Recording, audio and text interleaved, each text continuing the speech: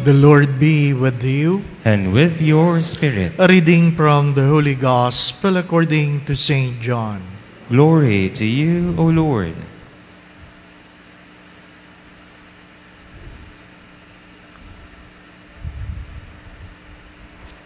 Six days before Passover, Jesus came to Bethany, where Lazarus was, whom Jesus had raised from the dead.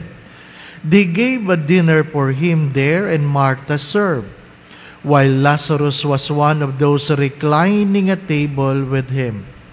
Mary took a liter of costly perfume oil made from genuine aromatic nard and anointed the feet of Jesus and dried them up with her hair.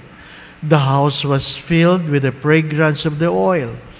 Then Judas the Iscariot, one of his disciples, the one who would betray him, said, "Why was this oil not sold for 300 days' wages and given to the poor?" He said this not because he cared about the poor, but because he was a thief and held money bag and used to steal the contributions. So Jesus said, "Leave her alone. Let her keep this for the day of my burial. You always have the poor with you, but you do not always have me." The large crowd of the Jews find out that he was there and came, not only because of him, but also to see Lazarus, whom he had raised from the dead. And the chief priests plotted to kill Lazarus too, because many of the Jews were turning away and believing in Jesus because of him.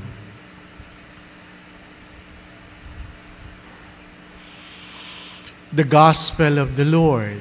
Praise to you, Lord Jesus Christ.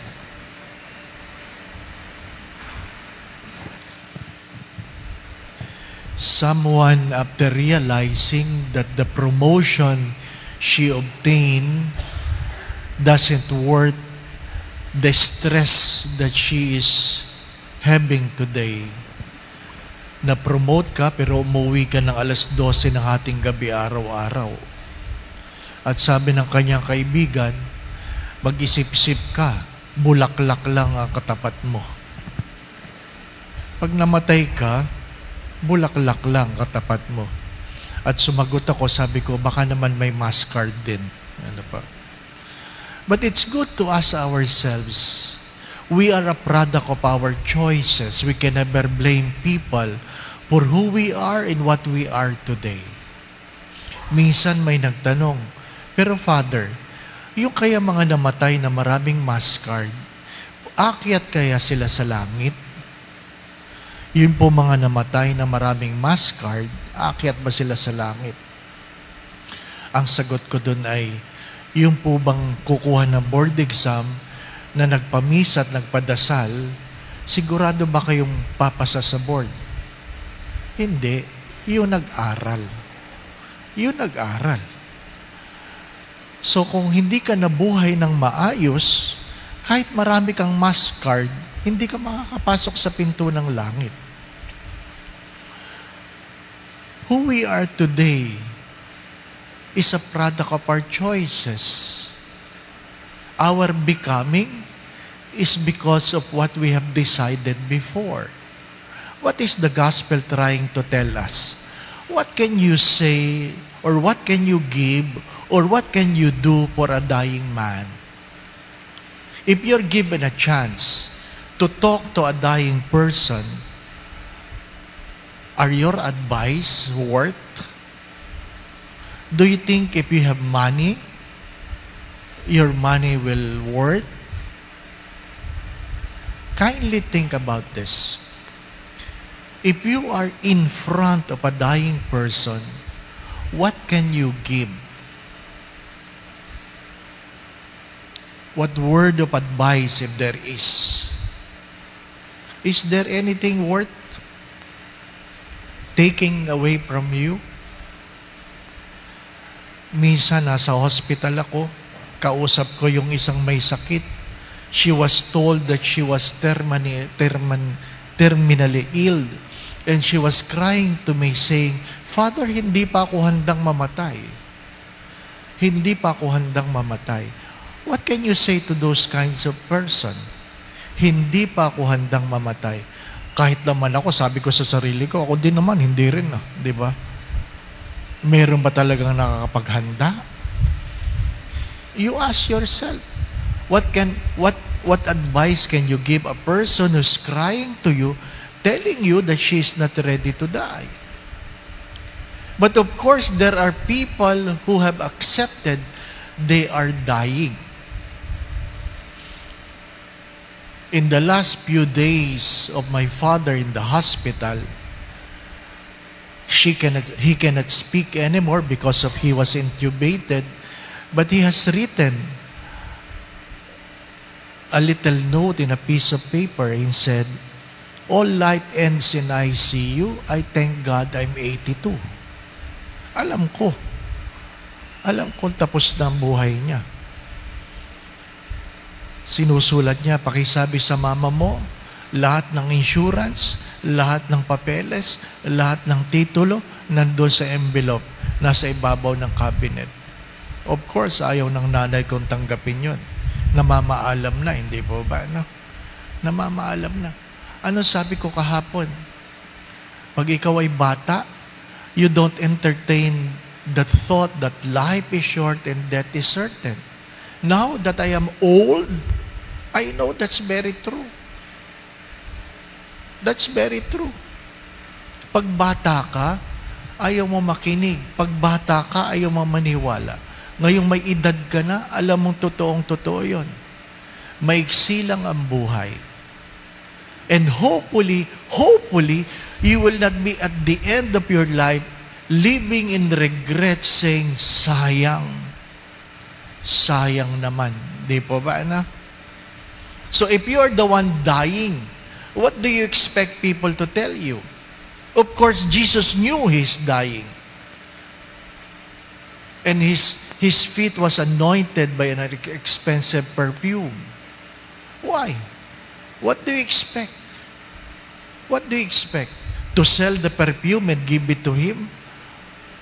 What do you expect? What is the first reading trying to tell us? He was quiet. He never raised a voice because he know who he is. Alam niya ang kanyang pagkatao, alam niya kung sino siya, at alam niya kung anong mangyayari sa kanya. If we are responsible with our choices, we have no reason to grumble. We have no reason to raise our voice. I think the problem is that we make choices without really thinking the consequences of our choices. And second, we have failed to be responsible with our choices. And do not forget this, my dear brothers and sisters. Not to make a choice is a choice by itself. Not to make a choice is a choice by itself. I rather be wrong with my choices, but at least I made a choice for myself, than allowing others to make a choice for you, and at the end, you regret. Maiksi lang ang buhay, kahit ang Diyos ay namatay. Kahit ang Diyos ay namatay. As I always say this, lately, from the words of St. John of the Cross, in the twilight of your life, God will never ask how much money you have, where you have been, what titles you have gained, but how much love you have given. Because we will be judged by not what our hands can hold, but what our hearts can keep, in the way we deal with one another. In the way we deal with one another.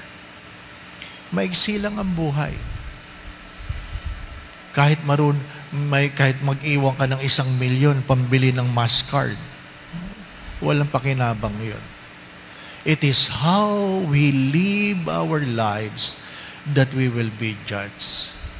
So make a good choice knowing the consequences of your choices. And second, be responsible. Amen. Again, my brothers and sisters, what advice can you give to a dying man?